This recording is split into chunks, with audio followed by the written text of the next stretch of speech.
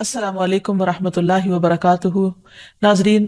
آج ہم پروگرام دعا کیجیے کے ساتھ آپ کی خدمت میں حاضر ہیں، اور ہم انشاءاللہ رزق کی کشادگی کے بارے میں دعاؤں کے متعلق بات کریں گے۔ حقیقت یہ ہے کہ رزق کے سارے خزانے اللہ سبحانہ وتعالیٰ کے پاس ہیں، اور اللہ سبحانہ وتعالیٰ اپنی ساری مخلوق کو رزق دے رہا ہے، اور ہر طرح کا رزق دے رہا ہے، اور پھر بھی اس کے خزانوں میں کمی نہیں واقع ہوتی۔ ایک حدیث قدسی میں آتا ہے، اللہ تعالیٰ فرماتے ہیں کہ اے تمام جن و انس، اولین و آخرین، اگر تم سب کے سب ایک چٹیل میدان میں، کھلے میدان میں اکٹھے ہو جاؤ، اور پھر سب اپنی حاجات مجھ سے مانگو، اپنی ضروریات مجھ سے طلب کرو، اور میں تم سب کو وہ عطا کروں جو تمہیں چاہیے، تو بھی میرے خزانوں میں اتنی کمی بھی واقع نہیں ہوتی جتنی سوئی کو سمندر میں ڈالنے سے واقع ہوتی ہے۔ لیکن بات یہ ہے کہ انسان جب اللہ سے مانگے تو پورے یقین کے ساتھ مانگے، امید رکھ کے مانگے، اور کسی بھی قسم کی مایوسی کا شکار نہ ہو، کیونکہ دعا ان تمام چیزوں میں فائدہ دیتی ہے جو نازل ہو چکی ہیں، اور ان میں بھی فائدہ دیتی ہے جو نازل نہیں ہوئی، یعنی وہ تمام مشکلات جو انسان پہ پڑ چکی ہیں یا آئندہ آنے والی ہیں، ان دونوں کے سلسلے میں دعا کرنا انسان کو فائدہ دیتا ہے۔ لیکن یہ یاد رہے کہ دعا کی قبولیت کے لیے انسان اپنی طرف سے بھرپور کوشش کرے، اور اس میں ایک کوشش یہ کہ جب اللہ سے مانگے تو پہلے اللہ سبحانہ وتعالیٰ کی تعریف کے کلمات کہے،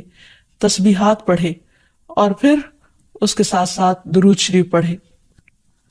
جہاں تک رزق کا تعلق ہے تو اس سلسلے میں یہ یاد رہے کہ رزق کا تنگ کرنا اور کشادہ کرنا یہ صرف اللہ سبحانہ وتعالیٰ کے ہاتھ میں ہے۔ وہ جس کو چاہتا ہے زیادہ دیتا ہے، جس کو چاہتا ہے کم دیتا ہے۔ قرآن مجید میں اللہ تعالیٰ فرماتے ہیں واللہ یرزق من یشاء بغیر حساب، اللہ جس کو چاہتا ہے بے حساب رزق عطا کرتا ہے، اور پھر اگر وہ کسی کو زیادہ نہیں دیتا، اس پر رزق تنگ کر دیتا ہے، تو بھی اس میں اس کی اپنی حکمت اور مصلحت کار فرما ہوتی ہے۔ بعض لوگوں کو رزق کی زیادتی نقصان دیتی ہے، اور بعض لوگوں کو رزق کی کمی فتنے اور مشکل میں ڈال دیتی ہے کہ ان کے ایمان جانے کا خطرہ ہوتا ہے۔ اسی طرح بعض کو رزق کی کشادگی اللہ کی یاد سے غافل کر دیتی ہے،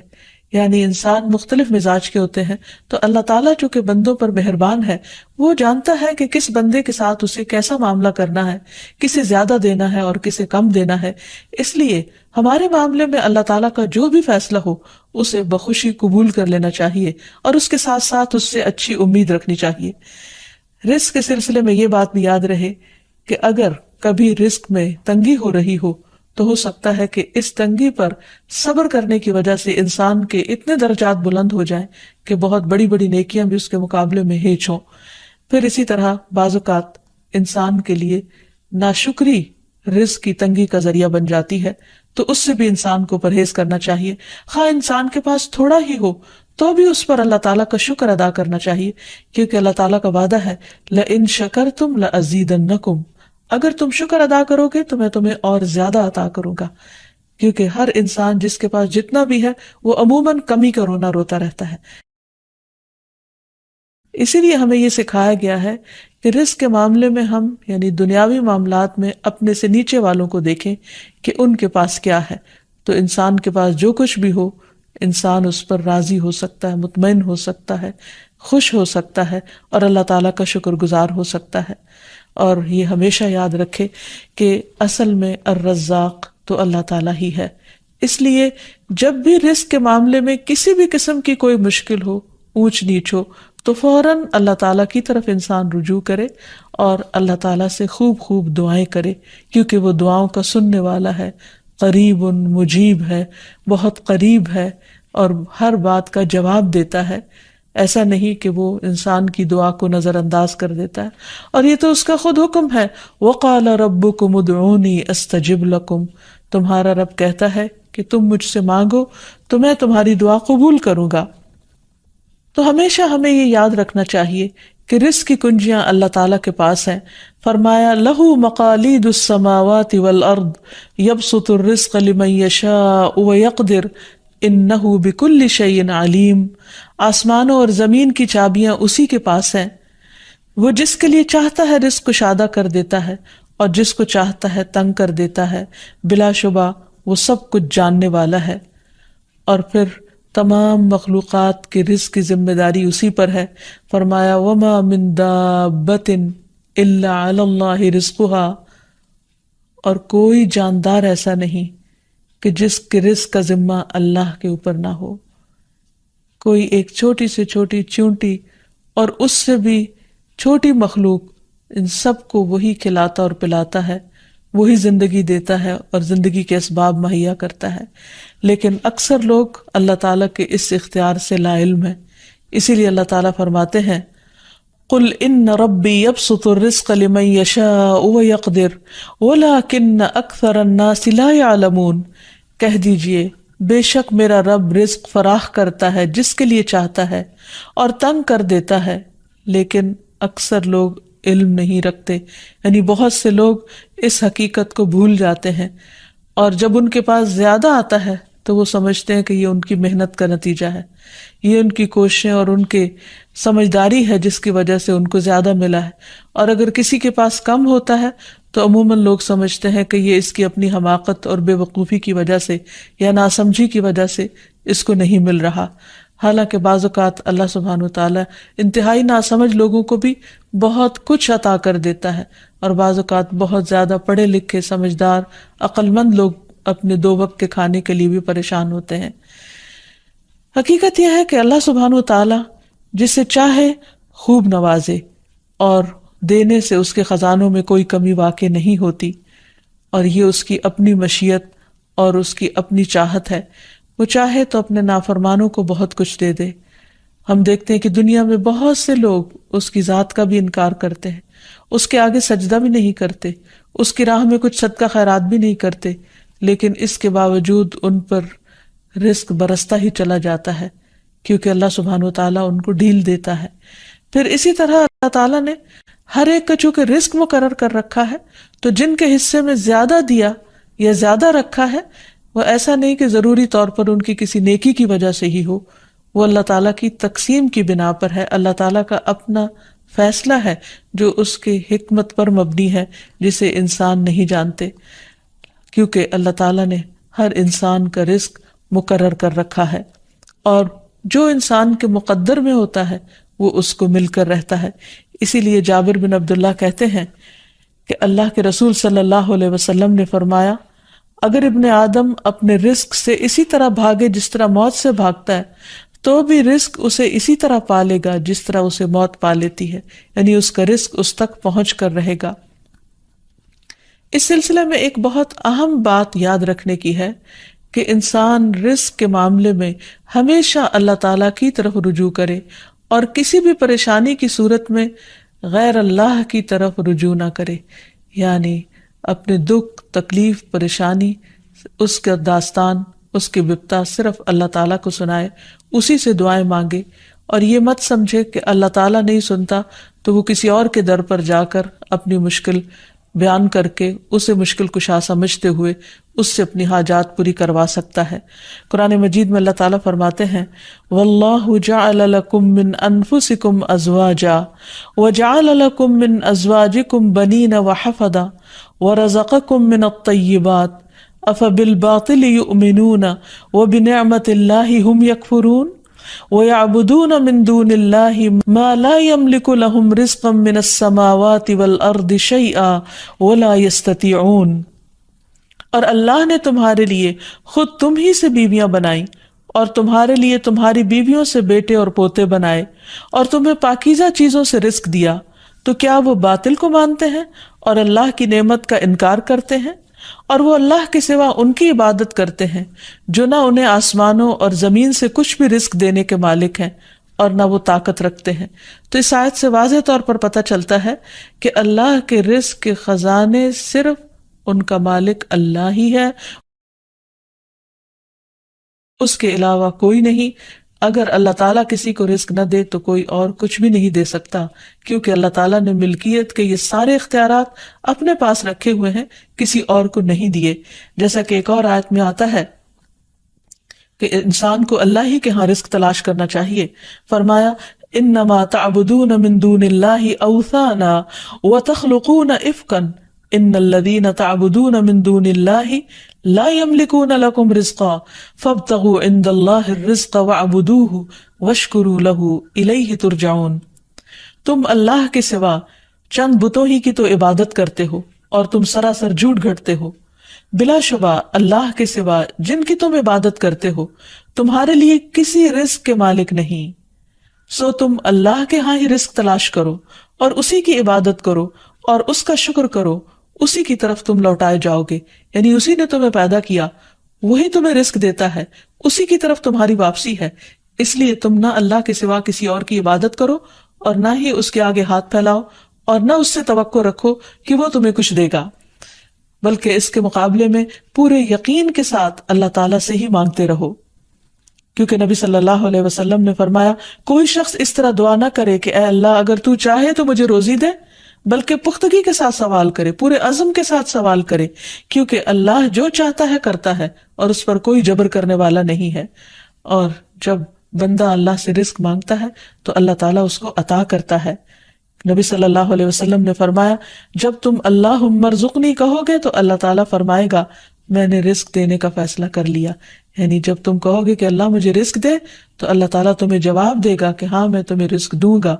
اس لیے اس حوالے سے مکمل طور پر اللہ سبحانہ وتعالیٰ پر بھروسہ کرنا چاہیے، اللہ تعالیٰ کا تقوی کرنا چاہیے، یعنی اللہ تعالیٰ سے ڈرتے رہنا چاہیے اور رزق کی تلاش میں حرام راستے اختیار نہیں کرنے چاہیے،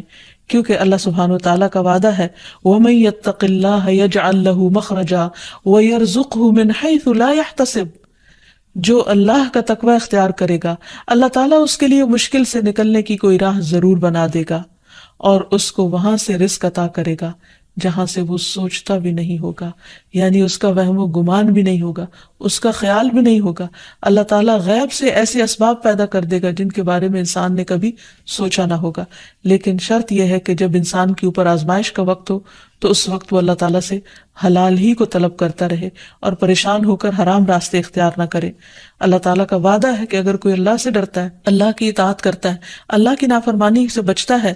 تو پھر ایسی صورت میں اللہ تعالیٰ اس پر آزمائش کے ختم ہونے کے بعد آسمان و زمین سے برکتوں کے دروازے کھول دے گا. فرمایا وَلَوْ أَنَّ أَهْلَ الْقُرَىٰ آمَنُوا وَاتَّقَوْا لَفَتَحْنَا عَلَيْهِمْ بَرَكَاتٍ مِّنَ السَّمَاءِ وَالْأَرْضِ. اور اگر یہ بستیوں والے ایمان لے آتے اور اللہ کا تقوی اختیار کرتے تو ہم ان پر آسمان اور زمین کی برکتوں کے دروازے کھول دیتے. یعنی اللہ تعالیٰ ان دروازوں کو بند کر کے آزماتا ضرور ہے لیکن وہ دیکھتا یہ ہے کہ بندہ کرتا کیا ہے، اور جب بندہ اللہ کی اطاعت ہی کا عزم دل میں رکھتا ہے تو اللہ تعالیٰ اپنی رحمت عام کر دیتا ہے. پھر یہ کہ انسان کو اللہ کی تقسیم پر راضی رہنا چاہیے. اگر اپنے سے زیادہ کسی کو ملا ہے تو اس پر حسد نہیں کرنا چاہیے، اور اگر اپنے سے کم کسی کے پاس ہے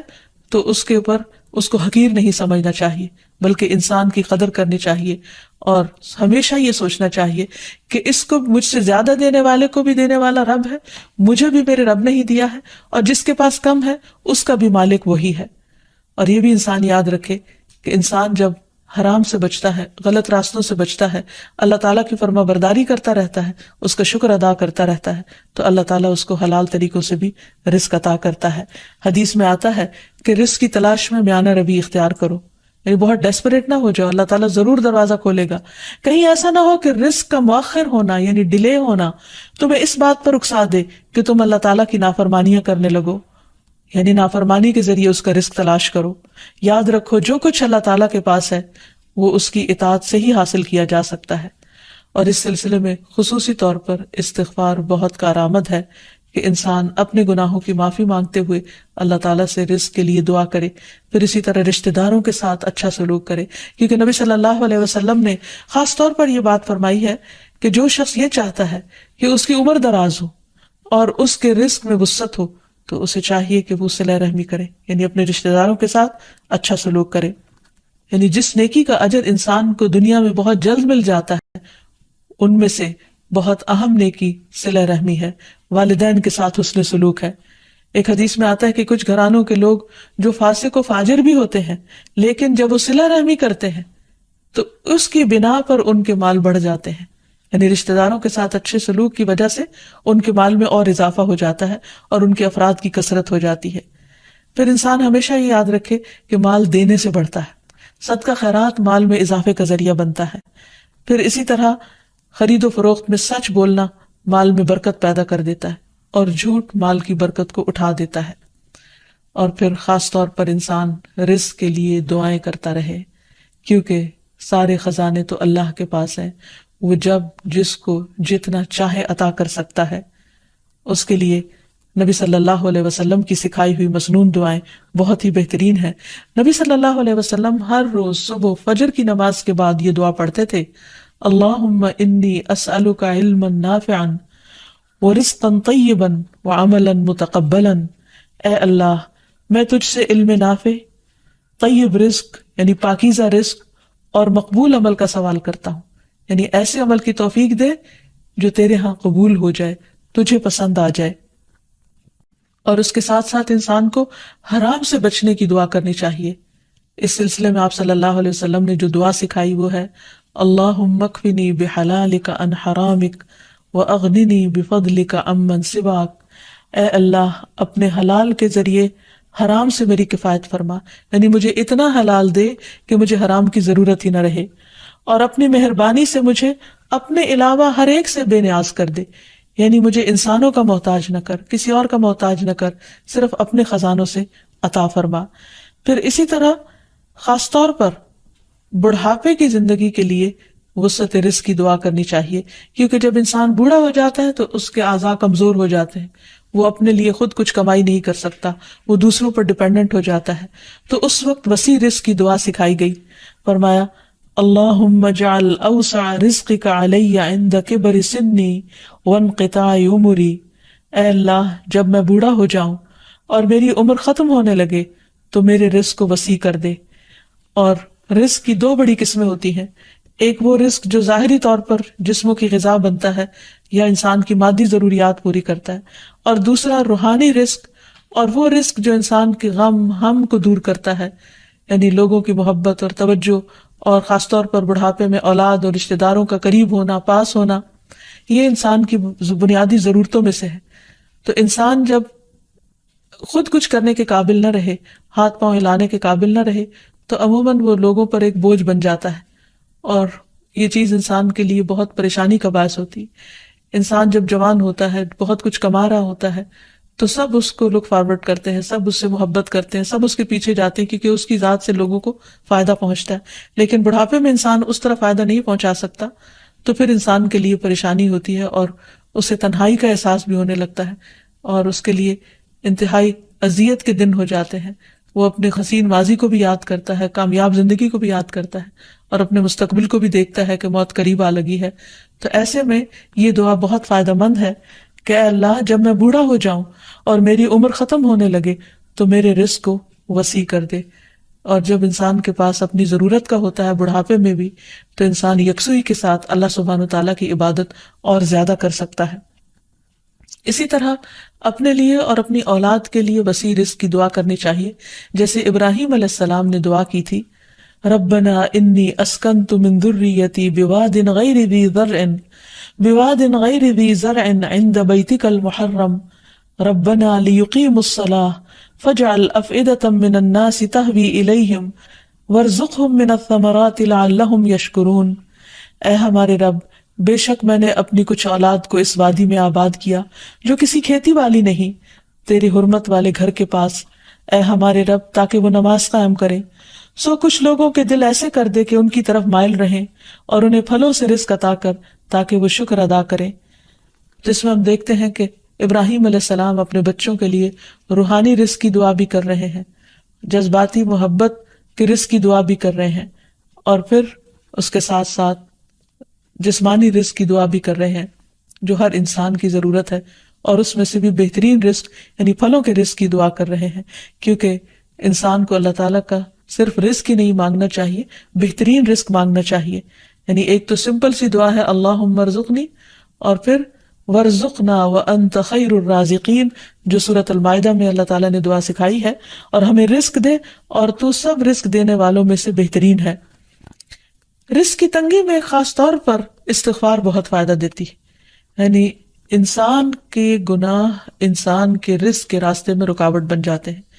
اور آخر میں یہ بات یاد رہے کہ انسان کے رزق میں اکثر اس کے اپنے گناہ رکاوٹ بن جاتے ہیں، اس لیے جب انسان ان گناہوں سے توبہ کرتا ہے، استغفار کرتا ہے، تو اللہ تعالیٰ رزق کے دروازے کھول دیتے ہیں، جیسے اللہ تعالیٰ کا وعدہ ہے۔ قرآن مجید میں آتا ہے،